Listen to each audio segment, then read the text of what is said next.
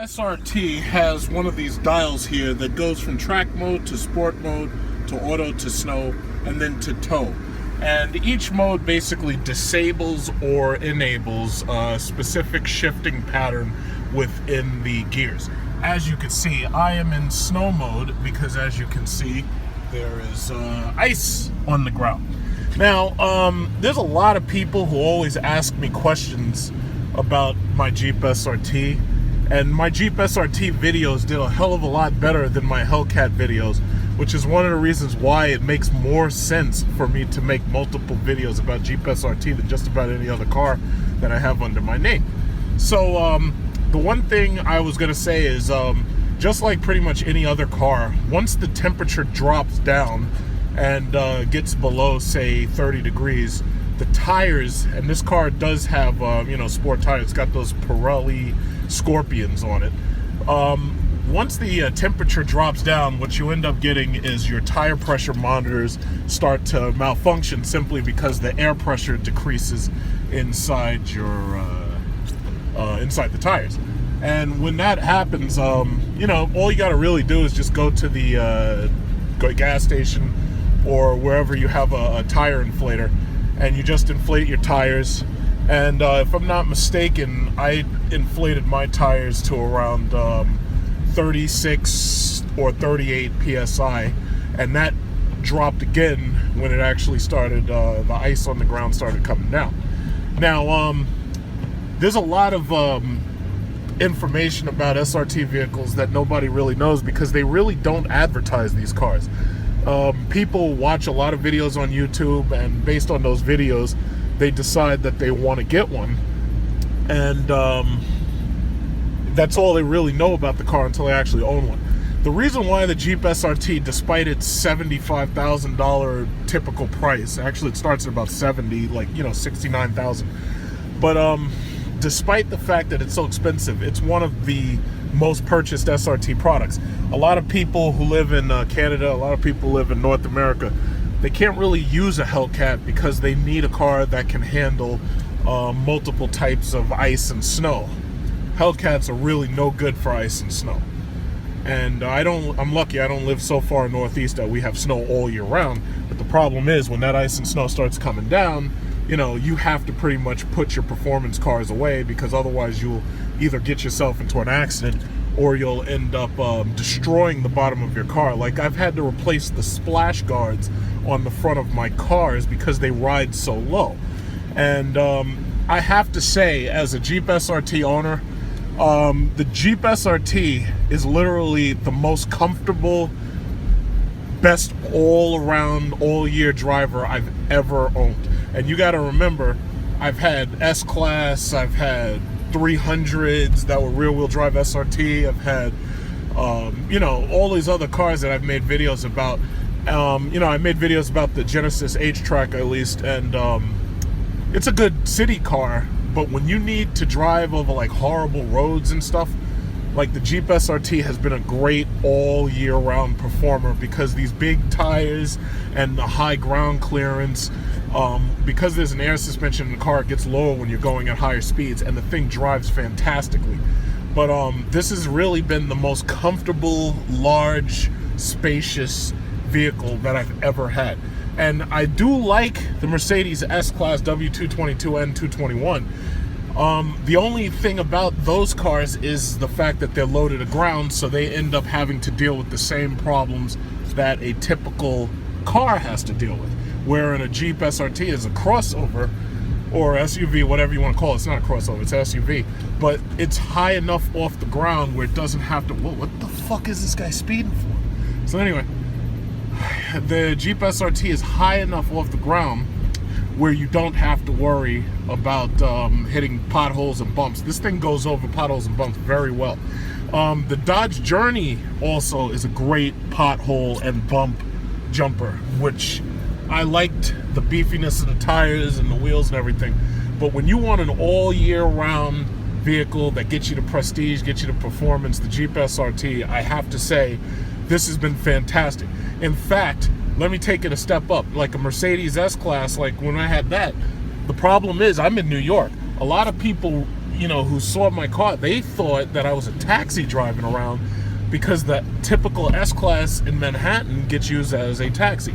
So people see that, and even though it's a $100,000 car, it's not special, simply because it doesn't stand out. The Jeep SRT and the other SRT products have things that are different about them which make them stand out. And when you go to like car shows like I do, and you go to like car meets and whatever, Jeep SRT stands out. When I'm on the highway, I get no less than about 4 or 5 compliments every single week when I'm driving, like when I'm on the highway, because either it'll be I'm passing somebody and they hear my stock exhaust and they're like, wow, what the hell is that, or something to that effect. But this car stands out, and once people see those 2 lights on the bumper that tell them that it's a Jeep SRT, they're like, wow, what's that? And especially, I get groups of people, and they'll say, yeah, they'll give me a thumbs up, whatever. And I don't drive these cars for them. I drive it because I just like driving them. But SRT products typically are heavy enough in front, and a lot of people criticize the weight, but they're heavy enough in front so that they don't run the same risk of skidding out that a Corvette does. SRT, even the rear-wheel drive models, because you've seen me make videos of the Chrysler 300s I've had, and I had like more than one, but they don't skid out very easily because they have that adaptive braking, which automatically controls the amount of brake per tire in order to make it so the car doesn't simply spin out. And as long as you're driving with the electronic stability control on, you pretty much have no issues whatsoever. Now, the Jeep SRT has its electronic stability control next to its, right here you'll see eco mode and whatnot, and you'll see the StabiliTrak ESC mode, and you don't ever have to ever even touch that, because the car pretty much in automatic will automatically do exactly what it wants to do. And auto is a good enough mode, but I've just figured, hey, I'll just test out the snow mode, so all I can say is, like, people have asked me, they're like, oh, how does it handle? You got to remember that this thing does have those Pirelli Scorpion tires, which are biased towards performance. If you were to get one of these and you live in the Northeast, like you live in like Canada or something, you're definitely going to want to get the Blizzak tires. And I'm pretty sure some of those dealers may offer you that option. Either that, or the best option you can do is you can get a separate set of wheels with the Blizzaks, and then you get another set of wheels that have the Pirellis on them. Me personally, I'm not into changing my wheels to like third-party wheels, because third-party wheels, the chrome kind of tears off of them after they get enough ice and snow on them, and I don't really like that. So I'm actually a person who likes to use the OEM product as it was intended to be. Like, for instance, people put stickers and shit all over the car, and you think that it's something else, and then you pull up on it and you get disappointed because you thought that it was a special car. It's not. So when I drive a car, I want my car to always look exactly how the manufacturer intended it to be.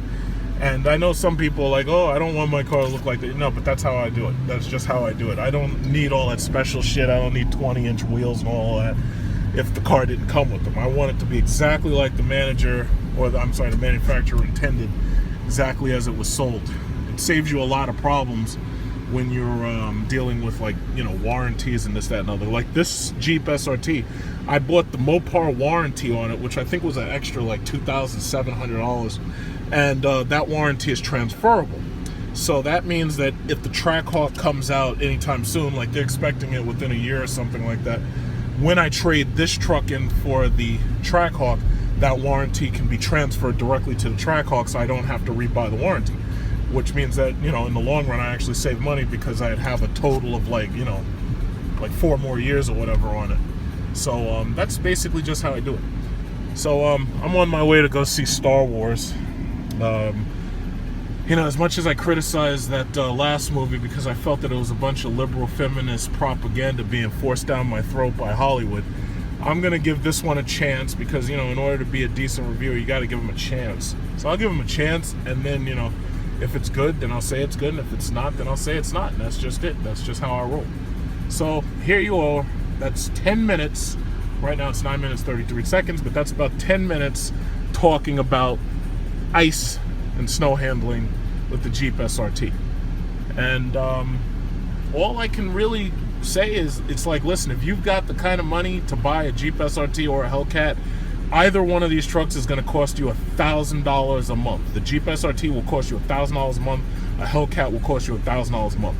There's some people who don't like talking about money, but me personally, I love talking about money. I'm like Jim Cramer of SRT products. So that's what you can expect to pay. The insurance is higher on the Hellcat than it is on the Jeep SRT. I'm not sure if the insurance on my Hellcat was higher because it was a red car, or if it was higher because it was, you know, like a performance car.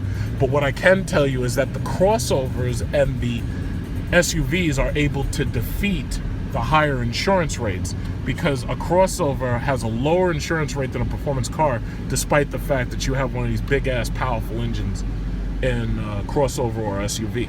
In most cases, it's going to be SUV, whether it's a X5M or it's a Mercedes ML or GL or whatever like that. Your insurance would actually be lower on the Jeep SRT or even the Trackhawk than it would be on, say, a Dodge Challenger or Dodge Charger Hellcat. So there you go. Now it's 11 minutes talking about Jeep SRT. So if there's any questions about this, you know, just feel free to ask.